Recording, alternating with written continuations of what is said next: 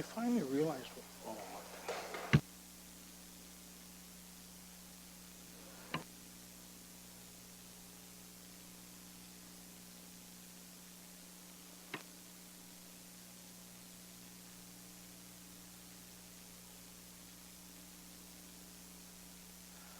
well, I guess 9 o'clock. I'll call this meeting to the Police Service Board on March 27th to order. I'm asking first for a disclosure, any disclosure of conflict of interest. Seeing none. I want to open this meeting right off the bat. Maureen Chernick has been the recorder, but also the heart of the Police Service Board for the last 15 years. Maureen's hard work and dedication were vital to the success of the board, no question. And I want to thank Maureen on behalf of the board and everybody here for her 15 years of dedicated service. And she's moved on to another position, and we know that Maureen will do really well. I have a presentation here. I'm going to call forward the employees of the Victim Services Holloman Norfolk. I have a presentation.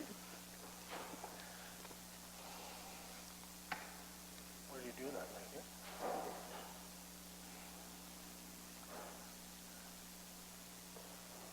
This is for explaining the units that you're going to use this for. Okay.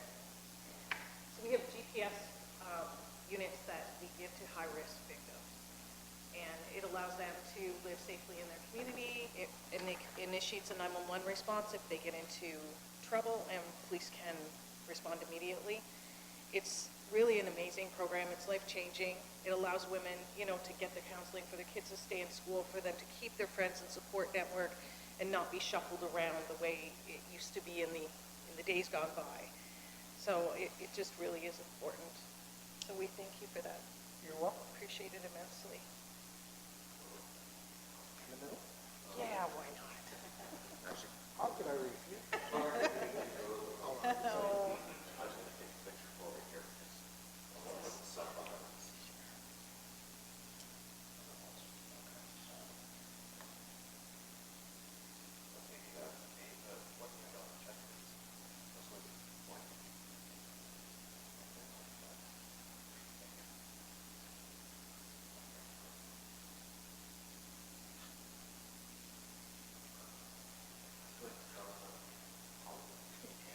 Oh, you're welcome.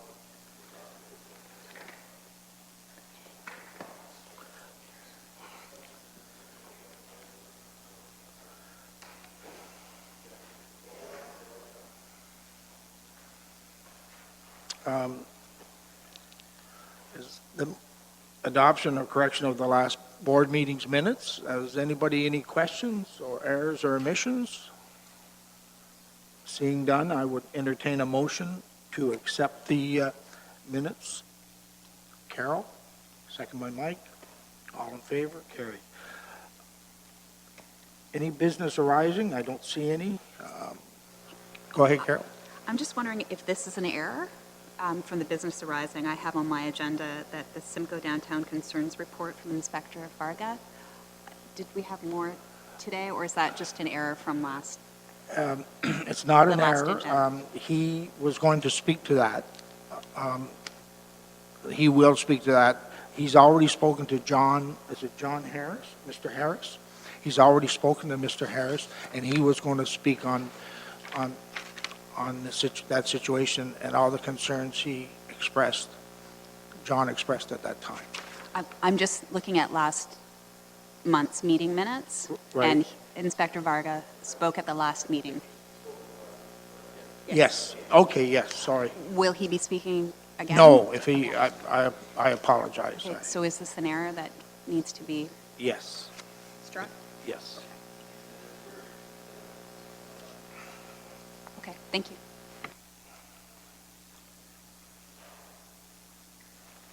Moving forward, any correspondence? on the community policing minutes. Has everybody had a chance to?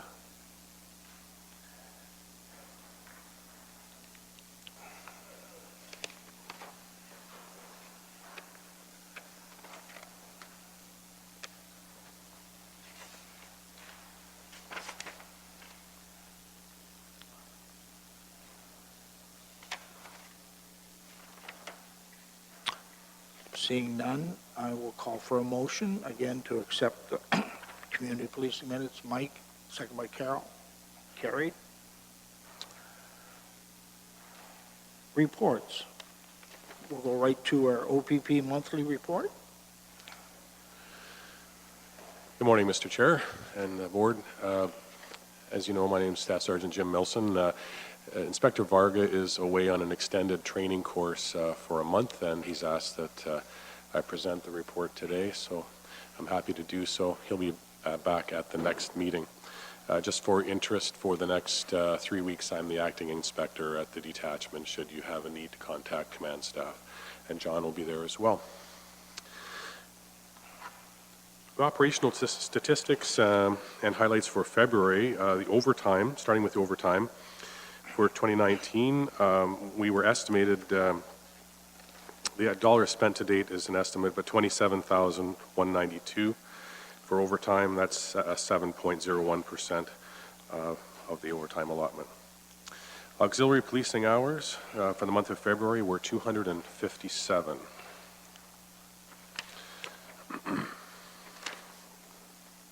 Coming into the Crime Stoppers report. In February, there were 96 anonymous... Excuse me, Inspector. Yeah.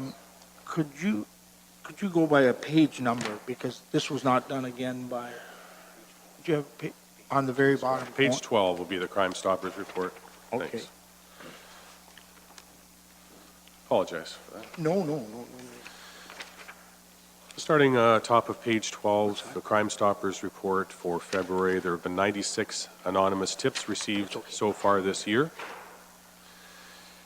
For student Crime Stoppers, student bursary applications have been provided to all secondary schools in Norfolk and Haldeman counties. The deadline for submission of March the 1st.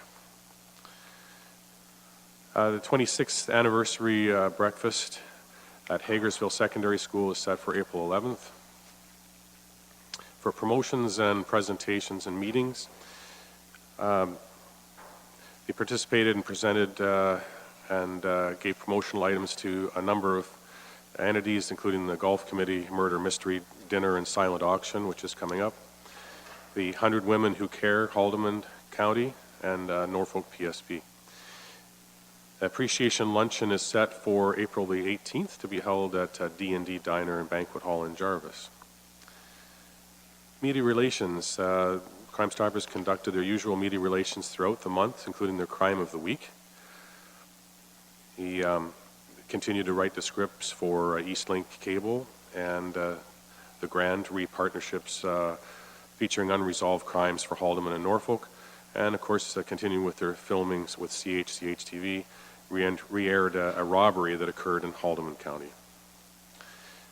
For fundraising, the Murder Mystery Dinner we spoke about May the 2nd at the Jarvis Community Center. The tickets are $90, and there's a contact email there for anyone interested.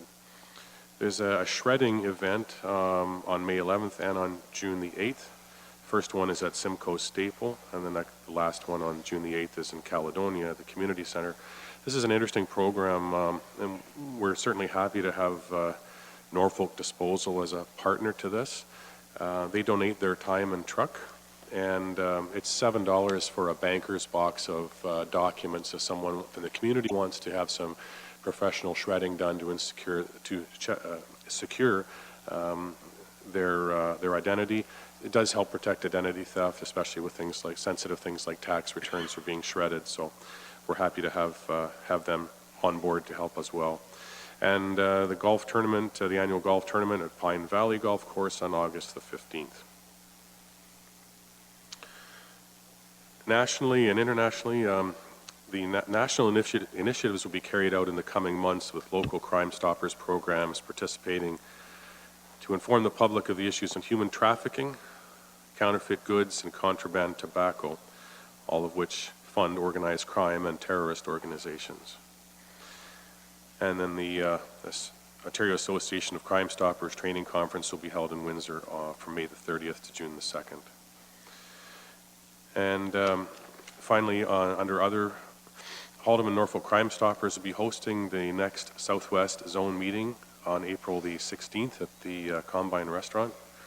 I'll be there to provide some opening remarks on behalf of the OPP. The board is actively seeking new members. I mentioned at the last meeting, I believe it was, and it's an important thing for our community, so anyone interested, we certainly would encourage them to apply.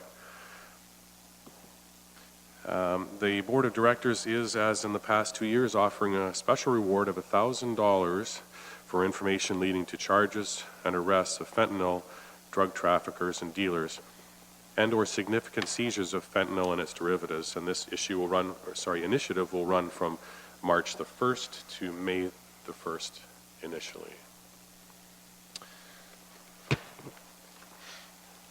So we'll move to page 13, please. And let's deal with locally dedicated. Excuse me, Yes, sir. Mike?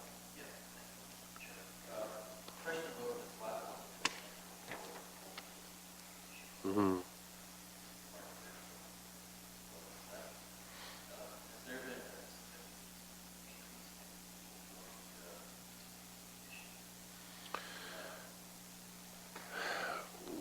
I have noticed an uptick in our response to calls for service, yes. This, I was going to mention it later on, but this month alone, our officers have saved 4 individuals by the administration of naloxone for opioid overdoses. 2 within 19 hours, same person. 2 in one night just earlier this week on Monday. For whatever reason, we are seeing, in March, we've seen an uptick in response to those, yes. Thank you. Okay, thanks. Anything else? Yes, Mr. Chair. Yes, Inspector. Could you just tell us how valuable, I've been to the chairs meeting, just kind of an overview, just how valuable our group of Crime Stoppers is to the OPP in fighting crime? Well,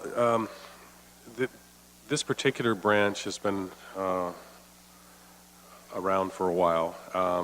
The Crime Stoppers nationally is 2,100 arrests, $42 million in narcotics seized, $6 million in property seized, that type of thing. It has a tremendous effect on our community, and there are people who want to be good citizens and be involved, but they, quite frankly, fear retribution, and this provides them with a very anonymous way of giving information to the proper authorities that can be investigated. And I think, if memory serves correct, the majority of people don't even want the reward. It isn't about the money. It's about doing the right thing in their community. We're very fortunate to have such a vibrant Crime Stoppers program here in Norfolk County, Haltom and Norfolk. They've made a big difference for many years under many different coordinators and continue to do so. There are Crime Stoppers programs in the country that aren't thriving as well, but this is definitely seen as one of the leaders here, so we're very fortunate. Thank you. Anything from anyone else before I change to overtime? Thank you. So on page 13, locally dedicated hours for overtime for February, a municipal portion was 469.13 hours, and provincial overtime was 92.13 hours.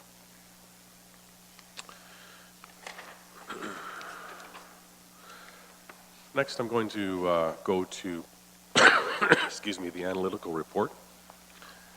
You can follow through with the graphs. It's a little harder to follow through unless you have a magnifying glass, but excuse me. I'll keep this fairly brief by topic. So we'll start with assaults. And if you want to follow should be on page 20. Based on a 5-year trend, which is how we look at our statistics, it was estimated that the Norfolk County Detachment could expect a range of between 10 and 18 violent or assault investigations in the month of February. During the reported time, 25 actual events were investigated. Out of all the statistics I'll read to you today, that's the only one that has shown to be higher than the expected, which is certainly a positive in some respect for the others. But we did a review of the assaults occurring in February, and there were no obvious links or trends between any of them. They consisted of domestic assaults, family, group home, and other various assaults. There didn't seem to be any causal link between any of them. So we do have these anomalies from time to time, but as I said, 25 assault events during the month of February. Domestic disturbances, based on the 5-year trend, it was estimated Norfolk Detachment could expect a range of 21 to 35 domestic disturbance calls. During the reported month, 27 actual events were investigated. So domestic disturbance events in Norfolk were reported within the projected range. Property crime for break-and-enters. Based on a 5-year trend, it was estimated the detachment could expect a range of 11 to 17 break-and-enter occurrences. During the reported month, 8 actual events were investigated, putting us below the projected range for February.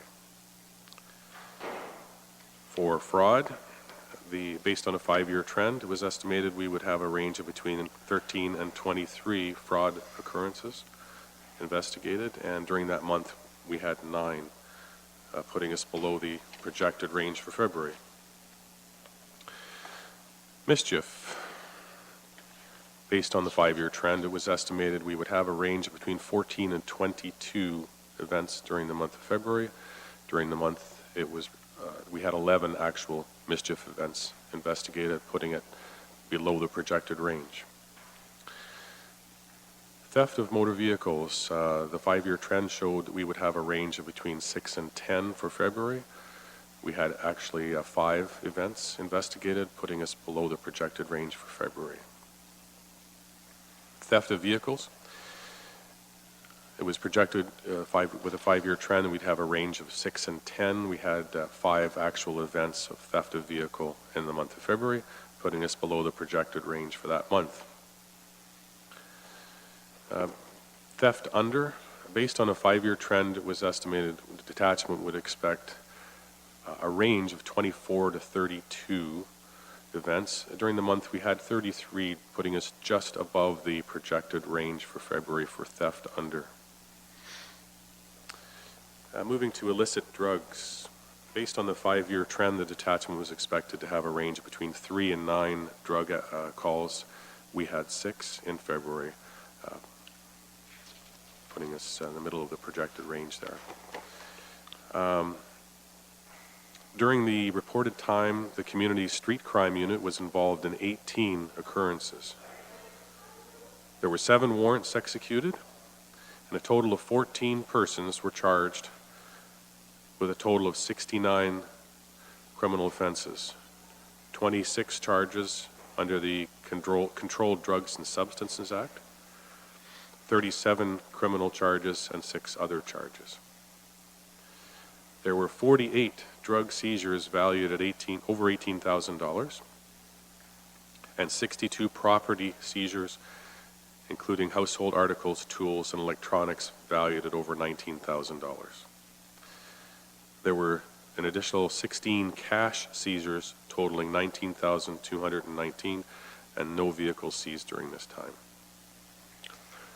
This is where I was intending to speak to the naloxone issue, just being in the drug section, but just to reiterate, we have had 4 saves in the month so far, just in March, which I think is remarkable. Actually, we made the national news, I think. It was the one that came 19 hours apart was of interest to a lot of people, yeah. Moving on to the Mental Health Act. Oh, Yes, yes, sir.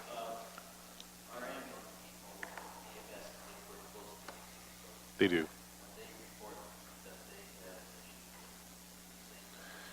No, well, I report it if an officer uses it. I actually asked for a list yesterday of all the incidents we had been involved with so far since the beginning of the year, and several of those the ambulance EMS attended and issued or gave naloxone. I didn't include those. These are the ones that the officers alone have reacted because EMS either hasn't been on scene yet, is en route. I can tell you the one of the two from Monday night, they had to give 3 administrations before the person revived. I mean, it'd be interesting to see how much it is compiled with what EMS provides and what the OPP. Well, I would dare say we're going to the same calls. Yeah. So on that basis, I can tell you 6 calls since the beginning of the year. Okay, thank you. Okay. Moving on to Mental Health Act. Based on the 5-year trend, it was estimated the detachment could expect a range of 25 to 43 Mental Health Act calls for service. During the reported month, 32 actual events were investigated. During the month of February, members were involved in like, as I said, 32 Mental Health Act related occurrences, dedicating over 86 hours to their investigations. The average time spent per mental health call so far in this year is 4 3/4 hours. Moving on to traffic. Collisions. All collision types for February reported below the projected range at 55. All collision types did see a decrease of over 5% from February last year. A year-to-date decrease of 18% was observed from the same time frame as last year. Property damage collisions for February reported within the projected range at 51. Property damage collisions did see an increase of 8% from February last year. A year-to-date decrease of almost 15% was observed from the same time frame last year. Non-fatal injury collisions for February reported below the projected range at 4. Non-fatal injury collisions did see a decrease of 64% from February last year. A year-to-date decrease of 38.5% was observed from the same time frame as last year. Non-fatal injury collisions totaled 4 for February. In reviewing the collisions, they ranked as follows: speed too fast for conditions, inattentive driving, losing control, and one listed as other. We had no fatal collisions reported for February, which again is remarkable considering the weather we had this year. Impaired driving, based on a 5-year trend, it was estimated Norfolk detachment would see a range of between 4 and 8 impaired driving investigations. During February, we had reported 7 events investigated, putting us within the reported range for February. Focus patrol. Going to focus patrols now. I'm just locating the page for you. Maybe not. page. I'm not sure if we have a. Go ahead, Dole. I'll just, it's Yeah, go ahead. 2 of them that are fairly simple. Yeah, There's no problem. 1 crime and 1 traffic, Mr. Chair. The first one is the crime focus patrol. It's 10 weeks running from the 12th of February to the 1st of May, and it involves cottage watch. This is something we've done for many years, and in fact, Norfolk County was one of the pioneers in the provincial focus patrol strategy using this very focus patrol I'm speaking of. It was generated in response to mischief and break-and-enter events to seasonal cottages, specifically Long Point, Turkey Point areas. The results, as of the 12th of March, 12 officers have dedicated 45 hours of patrol to this particular focus patrol. During the same time, we've had just one entry that has taken place to a camper trailer at Bacchus Heritage Conservation Area. Traffic open focus patrol, we have one on Thompson Road near Villanova for speeding. And it runs from the 20th of February to the 29th of March. That's 5 weeks. This focus patrol occurrence has been generated in response to speeding complaint on Thompson Road in Villanova. The results as of the 18th of March, 7 officers dedicated 11 hours of focus patrol. A total of 8 charges have been laid. I was speaking with our technician yesterday, and speed spy is starting to go back up around the county with the good weather. We are going to see some elevated speeds with the good roads and good weather comparatively, and so we'll be doing speed spy data for various locations around the county. I just wanted to thank Staff Sergeant Fashing for putting together these focus patrols all the time. He does a great job with it, and we get some really excellent results. A lot of it based on feedback from the board here, from their constituents as well. So. And on the focus patrols, the speed spy units, the value in them is they point out where there should be a focus patrol. Often it's a neighbor and people are driving fast. People don't really know how fast, but they presume people are speeding. The value of the focus patrol is because now we know where to place. The speed spy is now we know where to place the focus patrols. Correct. The strategy or the thought behind focus patrols were that random patrols are inefficient and that we patrol with a purpose. And so we rely on statistical analysis and other analytics, such as using the speed spy, to justify us putting resources in a particular location.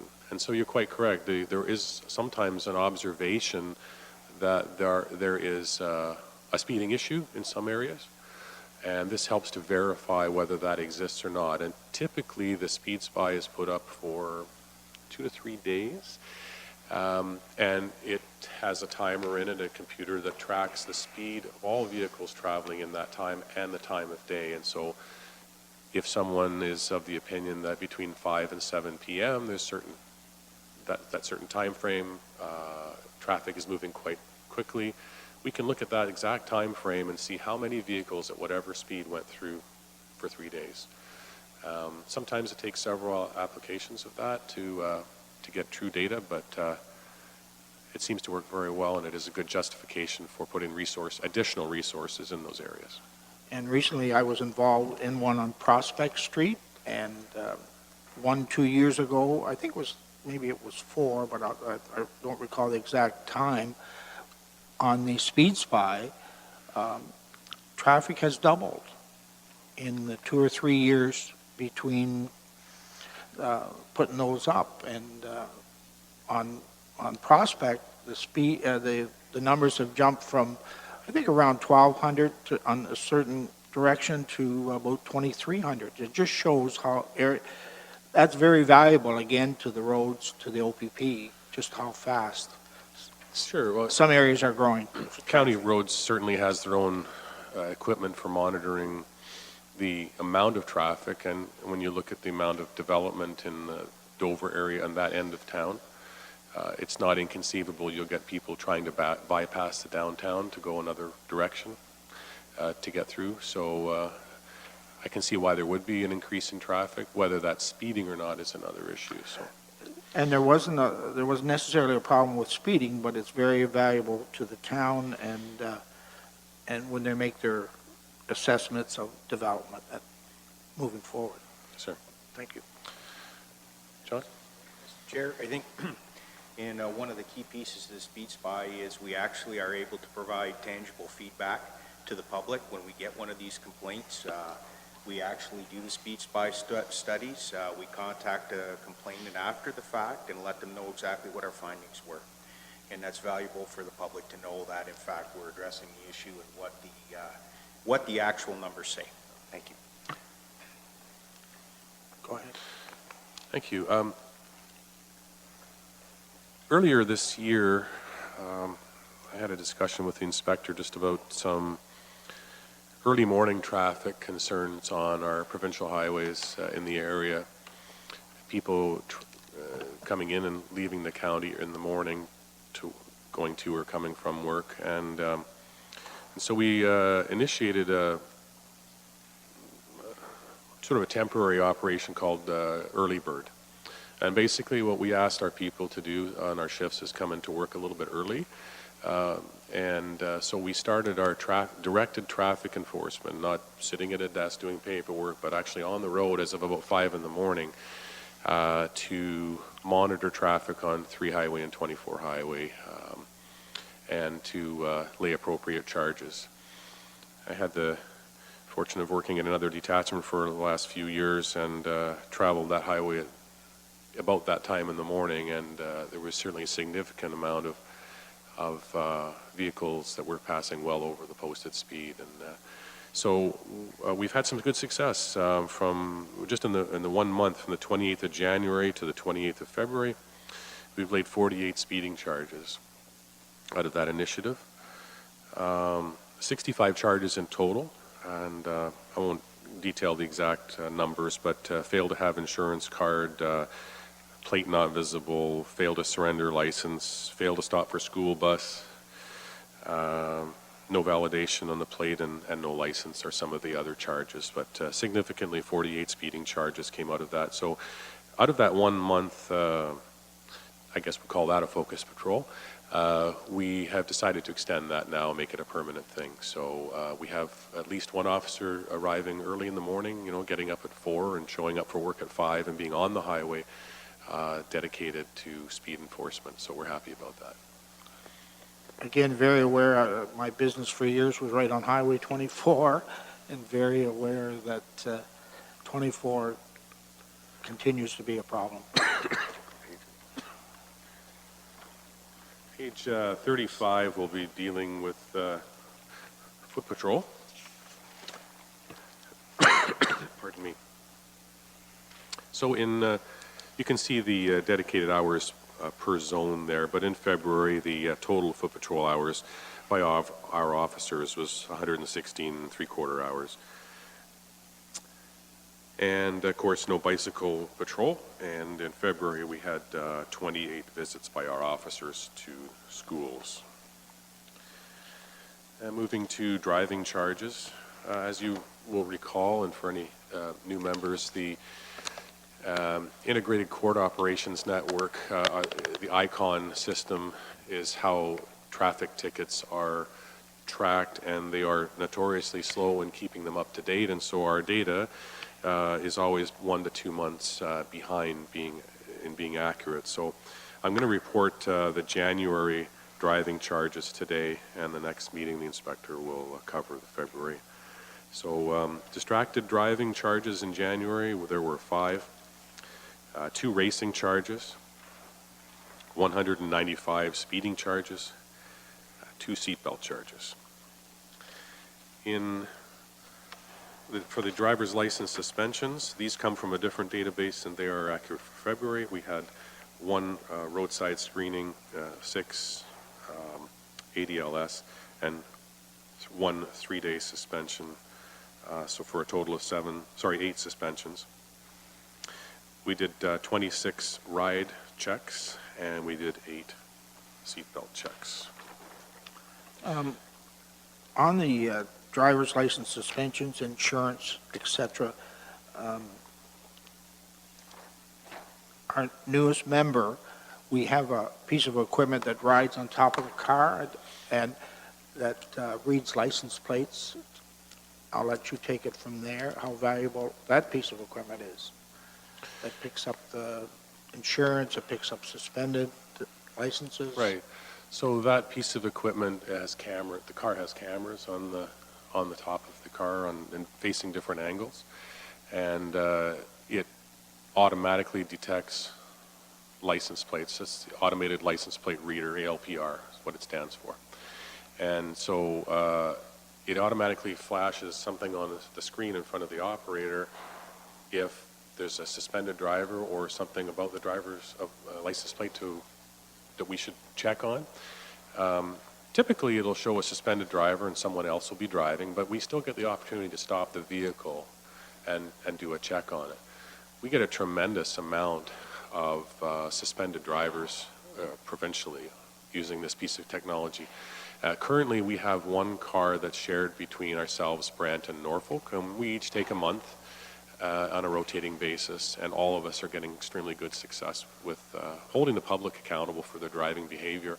Because quite frankly, people will not renew their driver's license or they'll be suspended and they'll decide to drive anyways and take a chance. Some of their driving behavior is why they got suspended in the first place. And so for us to hold them accountable and say, you know what, you really shouldn't be driving, by the way, here's another ticket, and tow their car, it gets their attention pretty quick. So it allows us to have much more of an impact on this type of behavior using this technology. Thank you. Subject to any questions, that's the statistical report for today. I do have a couple of items for in camera. Actually, if I could, sir, I just wanted to add one thing, and I'm sorry it slipped my mind, but we did have a check that was given over to the county this morning. Typically, it goes through the Police Services Board. However, without Maureen here, we were instructed to give it to someone at the county this morning, which I've done. I can tell you that we have given a check to the Police Services Board in the amount of $1,510.48, and this is from auction proceeds. Our seized property in our vaults, if we don't have an owner for it and it goes beyond the 30, 60, 90 days, then we have the opportunity to auction it off and the proceeds come back to the Police Services Board. So that $1,510 check was given this morning, sir. That's Thank you for that, and we will accept that check. I'm going to ask for a motion to, Mr. Chairman, I'm looking at page 13 here, and the local dedicated overtime hours from 2017 to 2019, they've dropped significantly, 29%, 28%. What do you attribute that to? We're still getting the job done, but we've got less overtime hours expended. Are you speaking of provincial or municipal? Sorry. Well, it's locally dedicated hours, it's at the top of this page here. Okay, so the municipal side is, Yeah, municipal. okay, so it was in March of 2018, it was 492, and it's gone down to 469. That's a marginal difference there.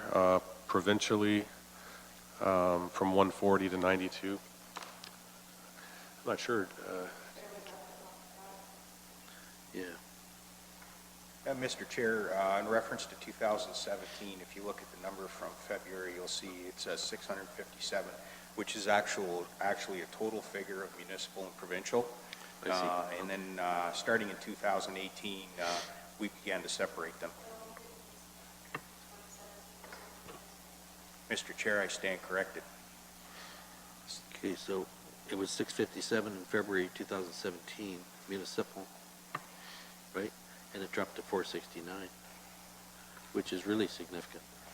It is, but it could be a number of factors, including where we were with staffing in February 2017, and also what operational pressures we may have had, depending on investigations and any events we had taken place. Thank you. I'll entertain a motion to accept the report. Mike, seconded. Carol, all in favor? At this time, I apologize to our new member. We're in the middle of a report. Our newest member, I think, is well known to the board and the public. Welcome, Crystal.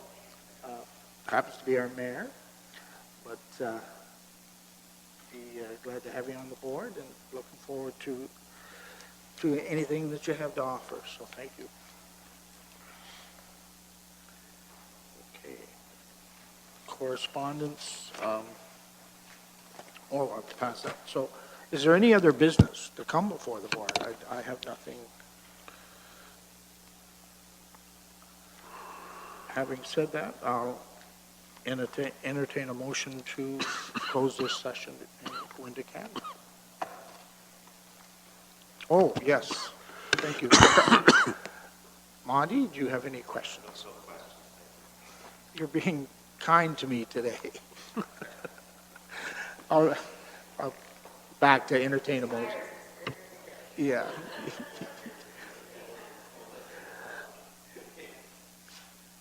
I have a motion.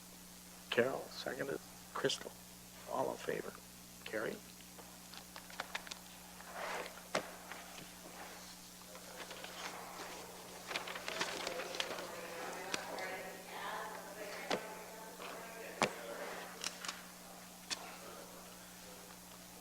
You come into in camera, make some notes.